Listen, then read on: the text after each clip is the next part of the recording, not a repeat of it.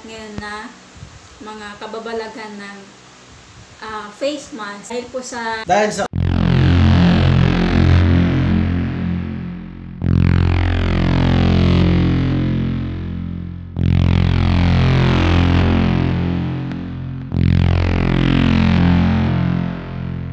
sa Pilipinas, confirmed cases at nagpapanik buying nga ang mga tao ng face mask. Ayon sa nakalap na impormasyon ng 5 pusa na nasa t-shirt. Marami na ang kaso ng mga scammer online. At hindi lang yan, marami rin ang nagbebenta ng sobrang laki ng presyo. Hindi lang po overpriced. Super overpriced. Super overpriced. Kaya, simulan na natin sa overpriced. Ito ang ating unang pasyente. Nung nagkaroon ng case dito sa Pilipinas, yung mga ano pa lang yun for observation pa lang, yung kapatid ko na isa, nag-chat, pumili na daw ng maraming mask. Ginawa ko, nag-research, kasi wala nang mabilang sa mga butik. Drugstore, sa mga supplier ng medical supplies, wala na rin. So, ginawa ko, Shopee tsaka Lazada.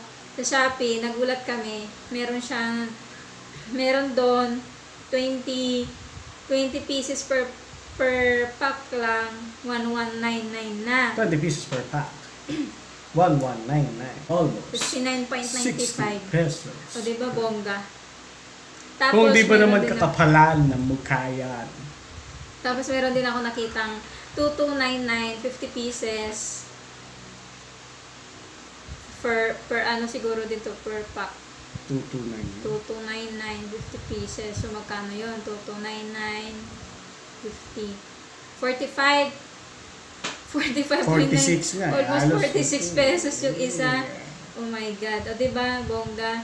Tapos, bukod doon, DTI, hashtag DTI. Mata sa website ha, sa application, DTI. Yung sumunod naman, 2669. 50 pieces din. Akala ko, yan na yung pinakamahal. 2669. Divided by 50. 53.38. 53 pesos. 38 na pumapatak. Isa. Tapos, Wow! Tapos sa Facebook, meron din sa Facebook, marami din kumakalat diyan na naman na bebenta. Facebook. Una akong nakitang pinakamahal, 1,000 per box, 50 pieces. So, ano na yon, mas mura na kaysa sa Shopee. 1,000 divided by 50. So, 20 pesos lang kanya. 20. Akala namin hanggang doon lang yon. Ay, ito matindi. Si ma'am. Meron kami nakitang isa pa. Yung binibenta niya, akala namin 150 per box. Yun pala, yung binibenta niya, 150 per piece. So, yung isang box, 150 times 50, 7.5. 7.5? Bongga, 7.5 yung benta niya ng box. Teka. Patingin nga ulit ng screenshot natin. Paki-post nga ulit sa screen. Editor. Ay, kailangan niya ng pira. Kay magpapaparlor na ang lola nyo eh. Mahal magpariban kayo, te. Pero, no. DTI. Gising. Ana, dulce. Tapos ito naman. Bakit nga ba tumataas ang presyo? Isa sa mga dahilan kung bakit tumataas yung presyo ng face mask na yan. Kasi Bukod sa demand. Bukod sa demand. Bukod sa demand ng tao, yung iba kasi nagtitake advantage. Dahil sa alam nilang maraming nangangailangan ng mask, bibili sila ng doble-doble ng price. Tapos ibebenta man nila may patong. Nila ng mas mahal na. Pwede pa nilang mas doblehin. Kaya ang nangyayari, lalong tumataas yung presyo ng mask. So let's say the normal price is 70 pesos. Dodoblehin ng buyer yun, 140 pesos. Tapos ibebenta niya ng 280 pesos, it's still within the range of DTI's guide. Pero 400% na yun ang price ng normal price. Pero still within tolerable still within tolerance ni DTI. Pero that's not a good moral practice. It's a good business practice, but it's not a good moral practice. Kasi marami na po ang nangangailangan. Maraming takot, syempre, sa virus. Sino ba namang hindi matatakot, diba? Marami nang na-deads, marami nang affected. It's highly contagious. Next! Talagang nakaka-imbyar na yung yung pagka-coronavirus na yan. Kasi dahil dyan, ang dami nang kumakalat na mga nagbebenta online, lalo na sa Facebook. Ang dami kong nababasa, halos kada pag-online ko lagi ako may nababasa. Yung mga nagbebenta, more on payment first bago i-ship yung items. Ang nangyari sa mga payment first na yan, sobrang dumami yung mga scammers. Muntikan na rin kami madali dyan isang beses. Kasi sa kagustuhan namin na makabili, nag-inquire din ako sa mga online sellers sa Facebook. Yung usual modus operandi na pansin namin na. So, PPM ka sa kanya, sabihin mo, how much? O kaya, tanong ka, ay sabihin mo, interested ka, magkano, anong process. So, sasabihin sa'yo na payment first, either papadala mo, number one, na sign na scammer yan, papadala mo yung pera, tapos yung delivery niya, either meet up, or ipapadeliver niya sa'yo. So, the disadvantage kasi dyan is pag napadala mo na, wala na sa'yo. You have no way to get it back. Yes. Tapos yung iba naman, pumapayag sila ng COD daw. Kaya lang, sabi nila, sige COD, pero ipadala mo muna sa akin yung shipping fee. Bakit mo ipapadala yung shipping fee kung COD? Di ba pwede namang COD lahat yun, pati yung shipping fee? Minsan nga, shipping fee lang is COD. So, bakit pa manghihingi ng payment sa COD? So may proof kami dyan. Bumili kami ng face mask hindi na namin tutukuyin kung ano ang source namin. Dahil gusto namin protektahan ang kanyang privacy. Bumili kami ng face mask sa kanya dahil trusted source siya. So, nag-payment first kami dahil nga trusted source. Take note, trusted source to. So, nag-payment first kami. Wala kaming binayaran na shipping kasi yung shipping fee pwedeng bayaran pagdating ng package. Yes, COD na siya. So, yung payment namin sa kanya is para lang sa item. Aha. Kaya ngayon, By the way, nakuha na po namin yung package na. Yes, so, thank you. Thank you so much. Basta yun na yun. Next! Tapos, ngayon, ito na. Dahil dyan sa mga payment first na yan, naiimbyer na kami sa mga nababasa namin, sa mga nakikita namin. Kaya namin naisipan to na i-video kasi gusto namin makarating sa mga kinauukulan.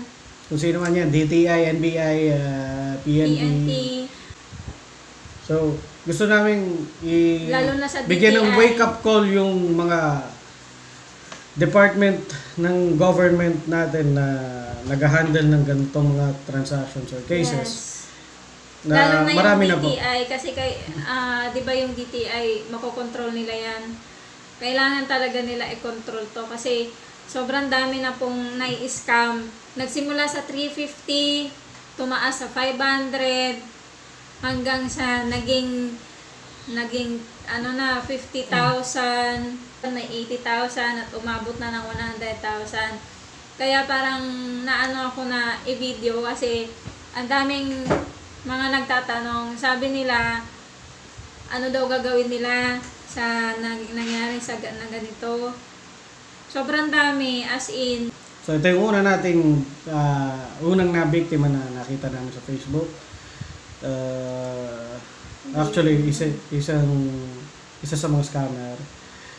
Meron ng scam na taga doon daw sa kanila 50,000 pesos na scam nang dahil sa face mask. Nangingi po siya ng tulong.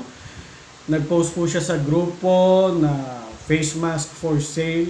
Sigurado yung face mask for sale na yan is a new group that was just created recently due to the high demand ng face mask. Ngayon, sinensored po namin ang kanilang mga pangalan para po sa kanilang privacy. Para hindi nyo po sila i-cyberbully.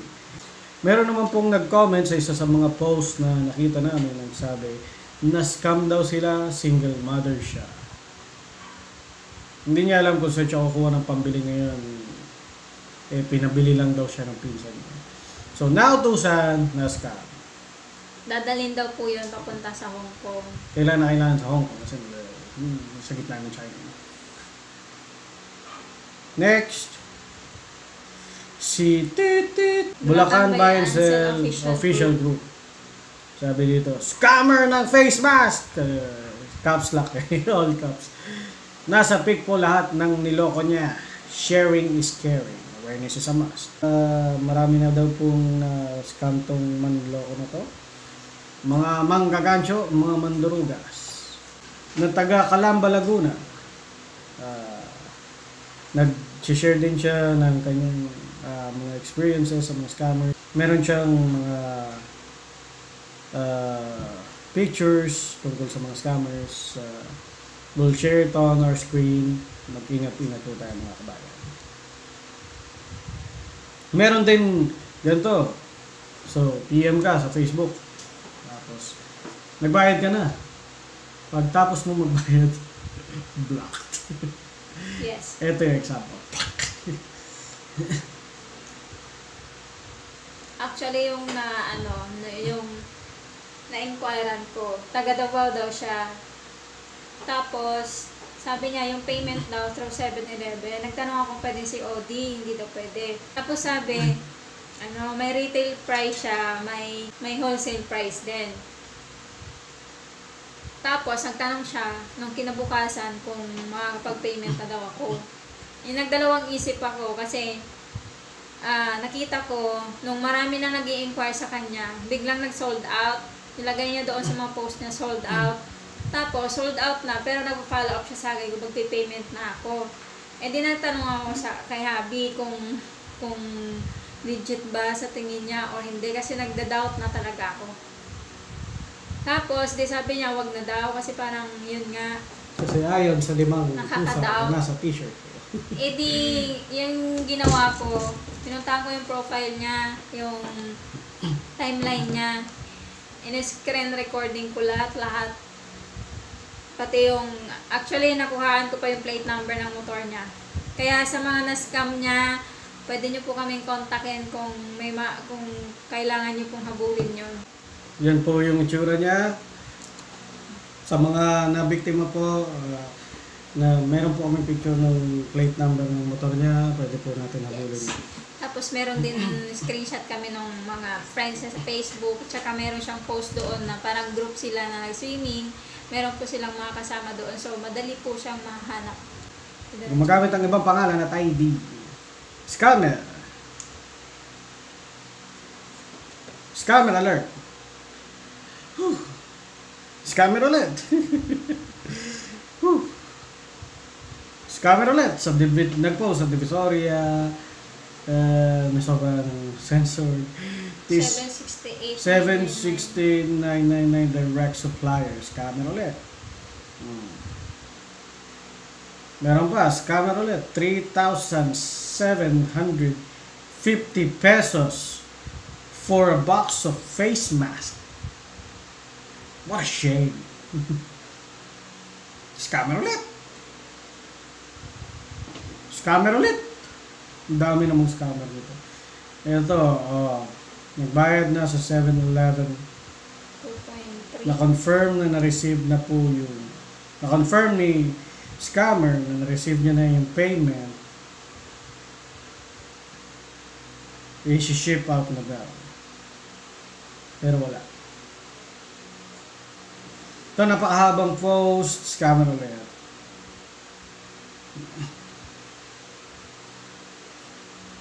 Scammer ulit, 27,000 pesos yung pinadala via GCash. Yaman namang scammer niya. Scammer ulit, 10,000 pesos yung na-scam.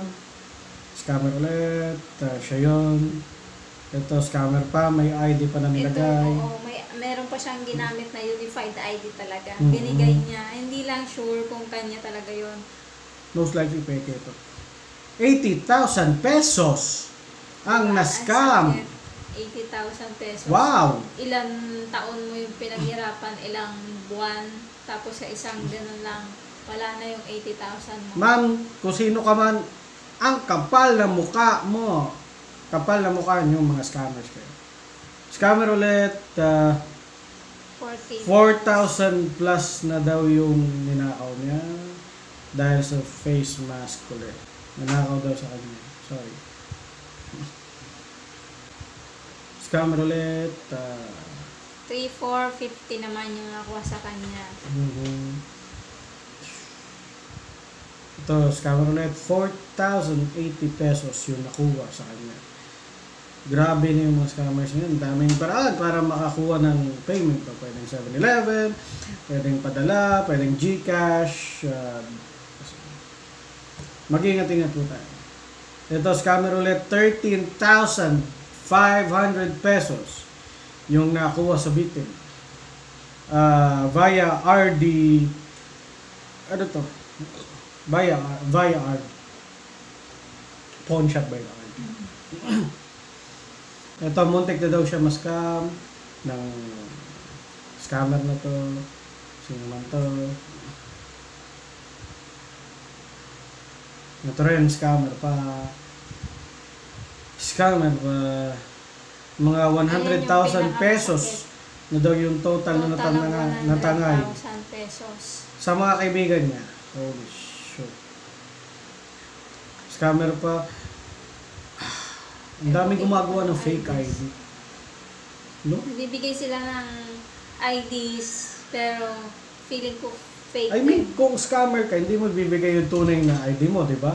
In the first place, para maging scammer, kailangan mo mag-invest sa fake ID. Yung iba naman, ginagamit nila yung ibang mukha. Nagnanakaw sila sa Facebook. Tapos, yun yung pinapakilala nila. Scammer ulit. Daming scammer. Umuula ng scammer. Meron daw isa na na-hack yung Facebook niya. Tapos, ginamit daw para mang-scam ng pera dahil din sa mask. Kaya dapat mag-ingat talaga. Lalo na sa Facebook. Okay lang mag-order ka sa Shopee kasi yung Shopee hindi agad maibibigay sa seller kung hindi mo i-confirm na okay na yung Tsaka pwede mong i-dispute kasi yun sa customer service ni Shopee. Yes. So, mas okay doon kaysa sa Facebook. Unless trusted source. Again, unless trusted yung source mo. If you trust your source, then go. Just like what we did. We trust our source, then we went for it. You have the package. Super legit. Ito pa, 40,805 pesos na yung napadala ni ma'am or sir. Kulang pa daw ng 10,000 pesos. Na-complete daw yan. Tapos na-complete na, you can't reply to this conversation. More options. 50,805 total na ipadala niya na. So, sa mga kabayan natin na naghahanap ng face mask, mag-ingat-ingat po tayo. Lalo na kung makikipag-transact kayo sa Facebook, padala lang ng pera, RD, GCash, Palawan, any sort of transaction that will require you to pay first. Unless you trust the source, don't go for it. Lalo na kung ang modus operandi is pag dinecline yung yung cash on delivery mo, tapos ang rason wala siyang pang-abono. Wag na po. Huwag na po. Bakit ka magbebenta kung wala kang pang-abono? Diba? Absolutely. You're not a businessman kung wala kang... Kung wala kang pera, pampunan. So, Tapos yung iba naman, sabi nila, on hand na daw yung item, pero hindi pwedeng COD. Kailangan pa rin daw payment first. kaya ingat po tayo again mga kabayan sa mga scammers. Kung gusto niyo po ng additional tips, mag-consult po sa Limang Pusa na nasa t-shirt niyo. Yung wag po yung nasa t-shirt ko, sa t-shirt niyo. Yun. Ingat po tayo mga kabayan, lalo na sa mga panahon na to na maraming kababalagan na nangyayari sa social media. Huwag po kayo magpaloko. Magpa-reserve na lang po kayo sa mga butika na malapit sa inyo. Dito sa amin meron nagpapa-reserve na butika ng mask. Pero waiting talaga hanggang makarating yung supply nila. Pero mas okay naman yun kasi sure yun. Kaysa naman sa nag-avail ka dun sa nagbebenta sa Facebook tapos na-scam ka naman. So kailangan maging alerto ang lahat. Sana po yung video namin ay makarating sa mga kinaukulan at maimbestigahan niyo po itong mga nangyayaring scam kasi palaki na po yung mga perang na na-scam nila. Nagsimula sa 350 hanggang umabot sa 100,000 na po ngayon. Masama po yung sa loob kasi grabe yung pinaghirapan nila tapos mawawala na isang idlap lang. Diba? Kung may makapansin po sa video namin, pwede nyo po kaming kontakin. Meron po kaming mga links kung saan po namin nakuha yung mga screenshot na yun. Kung saan nila nakuha yung padala sa kanila, siguro naman po may record sila doon ng ID kung anong ginamit siya, kung ano yung exact address ng tao.